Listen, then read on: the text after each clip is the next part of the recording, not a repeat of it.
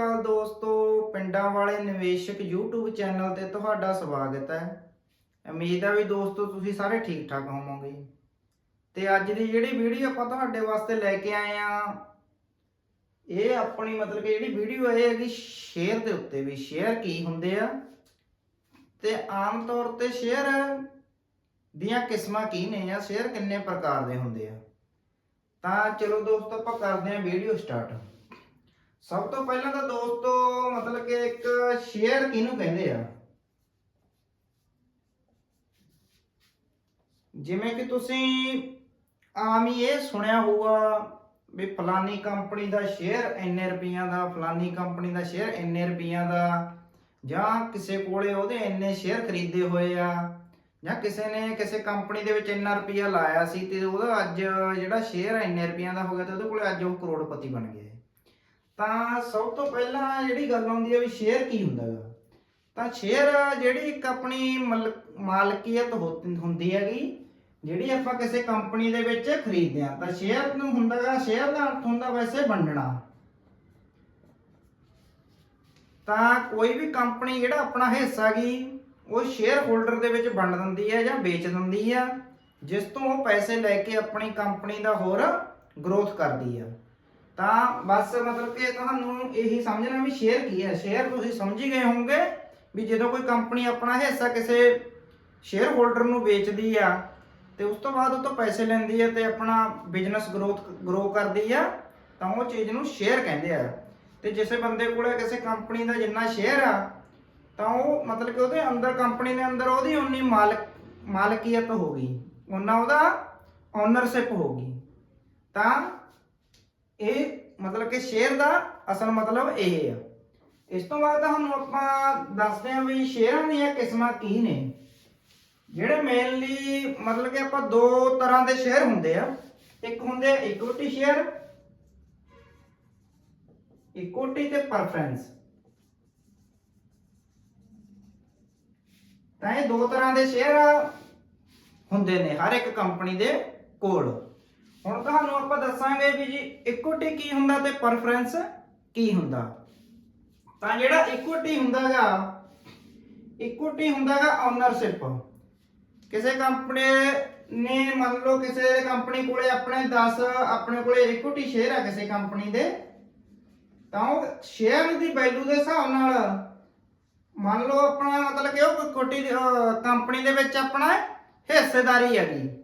ਉਹ ਕੰਪਨੀ ਜੇ ਵੱਧਦੀ ਆ, ਗਰੋ ਕਰਦੀ ਆ, ਜਾਂ ਕੰਪਨੀ ਦੇ ਸ਼ੇਅਰ ਦੀ ਵੈਲਿਊ ਵੱਧਦੀ ਆ ਤਾਂ ਆਪਣੇ ਸ਼ੇਅਰਾਂ ਦੀ ਵੈਲਿਊ ਵੀ ਵਧੂਗੀ ਤੇ ਆਪਣੀ ਜਿਹੜੀ ਓਨਰਸ਼ਿਪ ਹੈਗੀ, ਜਿਹੜੀ ਆਪਣੀ ਮਲਕੀਅਤ ਆ, ਉਹਦੀ ਵੀ ਵੈਲਿਊ ਵਧੂਗੀ। ਤਾਂ ਉਹਨੂੰ ਆਪਾਂ ਇਕੁਇਟੀ ਸ਼ੇਅਰ ਕਹਿੰਦੇ ਆ, ਜਾਂ ਇਹਨੂੰ ਆਰਡੀਨਰੀ ਸ਼ੇਅਰ ਵੀ ਕਹਿ ਦਿੰਦੇ ਆ। ਆਰਡੀਨਰੀ ਤੇ ਇਕੁਇਟੀ ਇੱਕ ਹੀ ਸ਼ਬਦ ਹੈਗਾ। ਇਸ ਤੋਂ ਬਾਅਦ ਹੈ ਪ੍ਰੈਫਰੈਂਸ।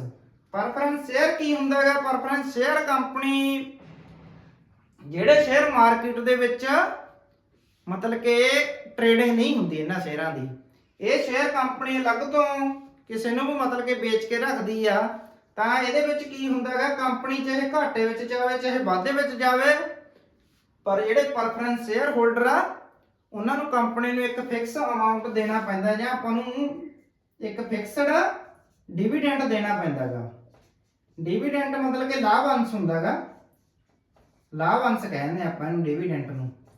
ਮਤਲਬ ਕਿ ਜਿਹੜਾ ਵੀ ਆਪਣੇ ਪ੍ਰੋਫਿਟ ਦਾ ਹਿੱਸਾ ਕੰਪਨੀ ਆਪਣੇ ਸ਼ੇਅਰ ਹੋਲਡਰਾਂ ਦੇ ਵਿੱਚ ਵੰਡਦੀ ਹੈ, ਜਦੋਂ ਉਹਨੂੰ ਕੋਈ ਲਾਭ ਹੁੰਦਾ, ਆਪਣੇ ਲਾਭ ਦਾ ਹਿੱਸਾ ਥੋੜਾ ਬਹੁਤਾ ਕਿੰਨੇ ਵੀ ਪਰਸੈਂਟ ਉਹ ਕੰਪਨੀ ਡਿਸਾਈਡ ਕਰਦੀ ਆ ਤਾਂ ਆਪਣੇ ਸ਼ੇਅਰ ਹੋਲਡਰਾਂ ਦੇ ਵਿੱਚ ਵੰਡਦੀ ਆ, ਤਾਂ ਉਹਨੂੰ ਆਪਾਂ ਡਿਵੀਡੈਂਡ ਕਹਿੰਦੇ ਆ। ਤੇ ਜਿਹੜਾ ਪ੍ਰੈਫਰੈਂਸ ਸ਼ੇਅਰ ਹੁੰਦਾ ਇਹਦੇ ਵਿੱਚ ਫਿਕਸ ਹੁੰਦਾ, ਜੇ ਮੰਨ ਲਓ ਵੀ ਉਹ ਤਾਂ 10% ਡਿਵੀਡੈਂਡ ਲੈਣਗੇ ਜਾਂ 15% ਡਿਵੀਡੈਂਡ ਪ੍ਰੈਫਰੈਂਸ ਸ਼ੇਅਰ ਹੋਲਡਰ ਨੂੰ ਦੇਣਾ ਪੈਂਦਾ, ਪਰ ਉਹਦੇ ਬਦਲੇ ਕੰਪਨੀ ਨੇ ਜਿਹੜਾ ਉਹਨਾਂ ਤੋਂ ਪੈਸਾ ਲੈਤਾ ਹੁੰਦਾ ਬਸ ਉਹ ਡਿਵੀਡੈਂਡ ਹੀ ਉਹਨਾਂ ਨੂੰ ਪੇ ਕਰਦੀ ਆ। ਬਾਕੀ ਕੰਪਨੀ ਦੇ ਉੱਤੇ ਉਹਨਾਂ ਦਾ ਇੰਨਾ ਜ਼ਿਆਦਾ ਅਧਿਕਾਰ ਨਹੀਂ ਹੁੰਦਾ ਜਿੰਨਾ ਇਕੁਇਟੀ ਸ਼ੇਅਰ ਹੋਲਡਰਾਂ ਦਾ ਹੁੰਦਾ ਗਾ। ਇਹ ਤੁਹਾਨੂੰ ਆਪਾਂ ਅਲੱਗ ਤੋਂ ਇੱਕ ਵੀਡੀਓ ਬਣਾ ਕੇ ਸਮਝਾਵਾਂਗੇ ਵੀ ਇਕੁਇਟੀ ਸ਼ੇਅਰ ਹੋਲਡਰਾਂ ਦਾ ਕੀ ਕੀ ਕੰਪਨੀ ਦੇ ਵਿੱਚ ਅਧਿਕਾਰ ਆ ਤੇ ਪ੍ਰੈਫਰੈਂਸ ਸ਼ੇਅਰ ਹੋਲਡਰਾਂ ਦਾ ਕੀ ਕੀ ਅਧਿਕਾਰ ਹੁੰਦਾ ਗਾ। ਤੇ ਬਸ ਅੱਜ ਵਾਲੇ ਵੀਡੀਓ ਦੇ ਵਿੱਚ ਆਪਾਂ ਇਹਨਾਂ ਦੀਆਂ ਪ੍ਰਕਾਰ ਦੇ ਬਾਰੇ ਜਾਣਾਂਗੇ, ਇਹਨਾਂ ਦੀਆਂ ਕਿਸਮਾਂ ਬਾਰੇ ਜਾਣਾਂਗੇ ਵੀ ਇਕੁਇਟੀ ਸ਼ੇਅਰ ਕਿੰਨੇ ਪ੍ਰਕਾਰ ਦੇ ਹੁੰਦੇ ਆ ਤੇ ਪ੍ਰੈਫਰੈਂਸ ਸ਼ੇਅਰ ਕਿੰਨੇ ਪ੍ਰਕਾਰ ਦੇ ਹੁੰਦੇ ਆ। ਹੁਣ ਇਕੁਇਟੀ ਸ਼ੇਅਰਾਂ ਦੀ ਆਪਾਂ ਗੱਲ ਕਰੀਏ ਤਾਂ ਇਕੁਇਟੀ ਸ਼ੇਅਰ ਮੇਨ ਮਤਲਬ ਕਿ 5-6 ਪ੍ਰਕਾਰ ਦੇ ਇਹ ਸ਼ੇਅਰ ਹੁੰਦੇ ਨੇ। ਤਾਂ ਉਹਨਾਂ ਵਿੱਚੋਂ ਇੱਕ ਹੈਗਾ ਆਥੋਰਾਈਜ਼ਡ ਜਾਂ ਅਧਿਕਾਰਤ ਕਹਿ ਦਈਏ ਆਪਾਂ, ਅਧਿਕਾਰਤ ਸ਼ੇਅਰ ਪੂੰਜੀ। ਇਹ ਹੁੰਦਾ ਆਥੋਰਾਈਜ਼ਡ ਸ਼ੇਅਰ ਕੈਪੀਟਲ।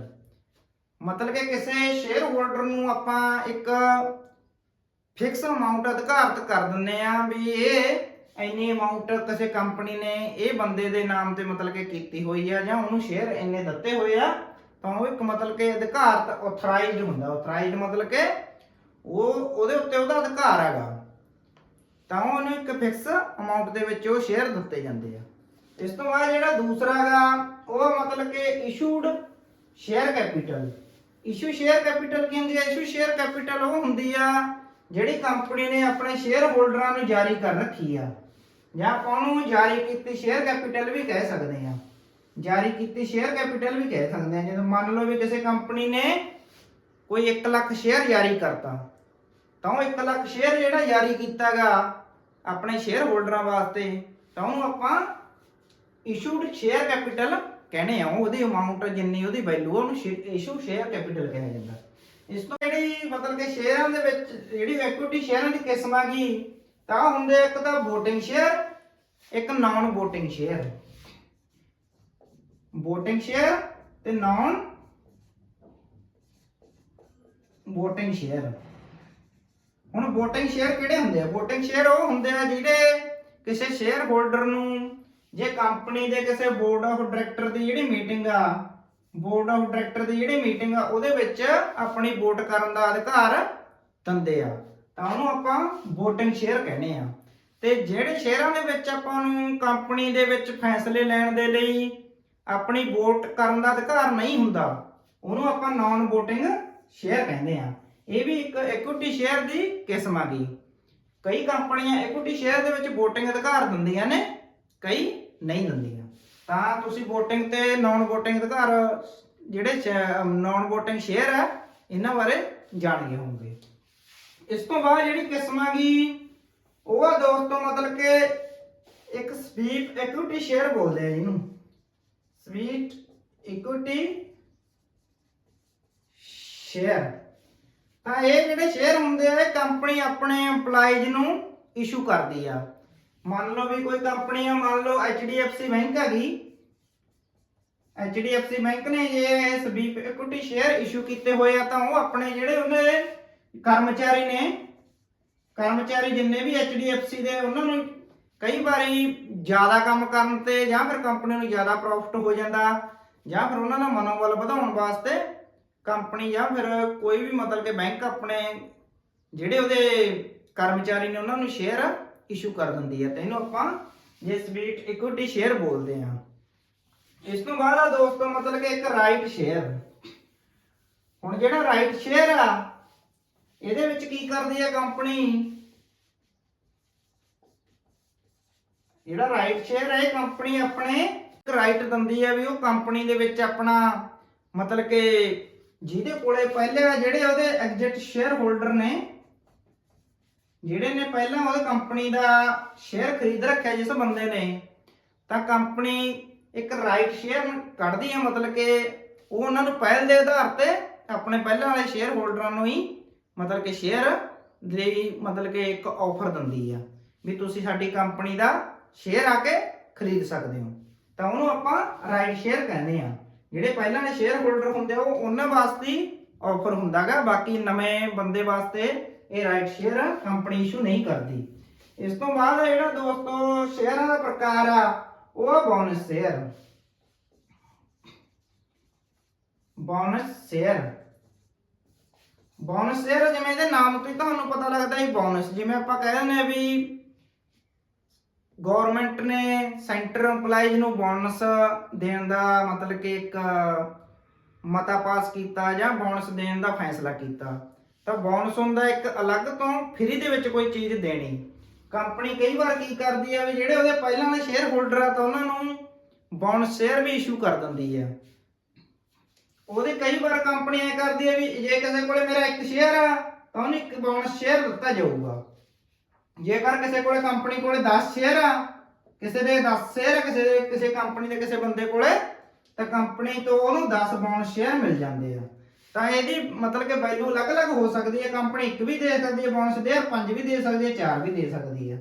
ਉਹ ਆਪਣੇ ਸ਼ੇਅਰ ਹੋਲਡਰਾਂ ਨੂੰ ਫਾਇਦਾ ਪਹੁੰਚਾਉਣ ਵਾਸਤੇ ਕੰਪਨੀ ਬੋਨਸ ਸ਼ੇਅਰ ਦਿੰਦੀ ਹੈ, ਤੇ ਇਹਦੇ ਵਾਸਤੇ ਆਪਾਂ ਨੂੰ ਕੋਈ ਹੋਰ ਜ਼ਿਆਦਾ ਰੁਪਈਏ ਕੰਪਨੀ ਨੂੰ ਪੇ ਨਹੀਂ ਕਰਨੇ ਪੈਂਦੇ, ਬਿਲਕੁਲ ਫ੍ਰੀ ਦੇ ਵਿੱਚ ਹੁੰਦੇ ਆ। ਇਹ ਤਾਂ ਤੁਹਾਨੂੰ ਦੋਸਤੋ ਜਿਹੜਾ ਆਪਾਂ ਮਤਲਬ ਕਿ ਸਮਝਾਇਆ ਹੁਣ ਤੱਕ, ਇਹ ਸਾਰਾ ਸੀਗਾ ਇਕੁਇਟੀ ਸ਼ੇਅਰ। ਇਕੁਇਟੀ ਸ਼ੇਅਰ ਇੰਨੇ ਪ੍ਰਕਾਰ ਦੇ ਹੁੰਦੇ ਆ। ਇਸ ਤੋਂ ਬਾਅਦ ਆ ਪ੍ਰੈਫਰੈਂਸ ਸ਼ੇਅਰ। ਜਿਹੜੇ ਪ੍ਰੈਫਰੈਂਸ ਸ਼ੇਅਰ ਆ, ਪ੍ਰੈਫਰੈਂਸ ਦਾ ਮਤਲਬ ਹੁੰਦਾ ਹੈਗਾ ਪ੍ਰਾਇੋਰਟੀ, ਪ੍ਰਾਇੋਰਟੀ ਜਾਂ ਫਿਰ ਤਰਜੀਹ ਦੇਣਾ। ਆਪਾਂ ਕਹਿੰਦੇ ਨਹੀਂ ਹੁੰਦੇ ਵੀ ਕਿਸੇ ਉਹ ਤਾਂ ਆਹ ਕੰਮ ਨੂੰ ਬਹੁਤ ਜ਼ਿਆਦਾ ਤਰਜੀਹ ਦਿੰਦਾ ਗਾ, ਮਤਲਬ ਕਿ ਆਹ ਕੰਮ ਨੂੰ ਬਹੁਤ ਜ਼ਿਆਦਾ ਪ੍ਰਾਇੋਰਟੀ ਦਿੰਦਾ ਗਾ। ਤਾਂ ਪ੍ਰੈਫਰੈਂਸ ਸ਼ੇਅਰ ਦਾ ਮਤਲਬ ਵੀ ਤਰਜੀਹੀ ਸ਼ੇਅਰ ਹੁੰਦਾ ਗਾ, ਜਿਹੜੇ ਉਹਨਾਂ ਨੂੰ ਮਤਲਬ ਕਿ ਸਭ ਤੋਂ ਪਹਿਲਾਂ ਕੰਪਨੀ ਪ੍ਰੈਫਰੈਂਸ ਸ਼ੇਅਰ ਹੀ ਇਸ਼ੂ ਕਰਦੀ ਆ। ਬਾਅਦ ਦੇ ਵਿੱਚ ਫਿਰ ਉਹ ਆਪਣਾ IPO ਲਿਆ ਕੇ ਇਕੁਇਟੀ ਸ਼ੇਅਰ ਮਾਰਕੀਟ ਦੇ ਵਿੱਚ ਲੈ ਕੇ ਆਉਂਦੀ ਹੈ, ਪਰ ਸਭ ਤੋਂ ਪਹਿਲਾਂ ਕੰਪਨੀ ਪੈਸਾ ਇਕੱਠਾ ਕਰਨ ਵਾਸਤੇ ਪ੍ਰੈਫਰੈਂਸ ਸ਼ੇਅਰ ਹੀ ਇਸ਼ੂ ਕਰਦੀ ਆ। ਤਾਂ ਜਿਹੜਾ ਪ੍ਰੈਫਰੈਂਸ ਸ਼ੇਅਰ ਹੈਗਾ, ਇਹਨੂੰ ਆਪਾਂ ਤਰਜੀਹੀ ਸ਼ੇਅਰ ਵੀ ਕਹਿੰਦੇ ਆ। ਪਰ ਇਹਨੂੰ ਕੀ ਆ, ਮਤਲਬ ਕਿ ਇੱਕ ਫਿਕਸ ਡਿਵੀਡੈਂਟ ਕੰਪਨੀ ਪੇ ਕਰਦੀ ਹੈਗੀ। ਮੰਨ ਲਓ ਕੰਪਨੀ ਨੇ ਕਿਸੇ ਨੂੰ ਕਹਿਤਾ ਵੀ ਤੁਸੀਂ ਸਾਡੀ ਕੰਪਨੀ ਦੇ ਵਿੱਚ 1 ਕਰੋੜ ਰੁਪਇਆ ਲਾਓ, ਅਸੀਂ ਤੁਹਾਨੂੰ ਇੰਨੇ ਪ੍ਰੈਫਰੈਂਸ ਸ਼ੇਅਰ ਦੇਵਾਂਗੇ। ਪਰ ਜੇ ਚਾਹੇ ਸਾਡੀ ਕੰਪਨੀ ਘਾਟੇ ਦੇ ਵਿੱਚ ਜਾਵੇ ਚਾਹੇ ਵਾਧੇ ਦੇ ਵਿੱਚ ਜਾਵੇ, ਤੁਹਾਨੂੰ ਇੱਕ ਆਪਾਂ ਡਿਵੀਡੈਂਟ ਦੇਵਾਂਗੇ, ਫਿਕਸ ਡਿਵੀਡੈਂਟ ਦੇਵਾਂਗੇ। ਮੰਨ ਲਓ ਕੰਪਨੀ ਨੇ ਕਹਿਤਾ ਵੀ ਤੁਹਾਨੂੰ ਇੱਕ ਸ਼ੇਅਰ ਦੇ ਪਿੱਛੇ ਮਤਲਬ ਕਿ 10 ਰੁਪਏ ਅਸੀਂ ਦੇਵਾਂਗੇ, ਤਾਂ ਉਹ ਕੰਪਨੀ ਨੂੰ ਦੇਣੇ ਹੀ ਪੈਣਗੇ 10 ਰੁਪਏ, ਚਾਹੇ ਕੰਪਨੀ ਘਾਟੇ ਦੇ ਵਿੱਚ ਜਾਵੇ ਜਾਂ ਵਾਧੇ ਦੇ ਵਿੱਚ ਜਾਵੇ। ਤਾਂ ਇਹਨੂੰ ਆਪਾਂ ਪ੍ਰੈਫਰੈਂਸ ਸ਼ੇਅਰ ਦੀ ਇਹ ਕਿਸਮ ਹੈਗੀ। ਤਾਂ ਪ੍ਰੈਫਰੈਂਸ ਸ਼ੇਅਰ ਕਿੰਨੇ ਤਰ੍ਹਾਂ ਦੇ ਨੇ? ਪ੍ਰੈਫਰੈਂਸ ਸ਼ੇਅਰ ਮੇਨਲੀ 8 ਕਿਸਮਾਂ ਦੇ ਹੁੰਦੇ ਨੇ।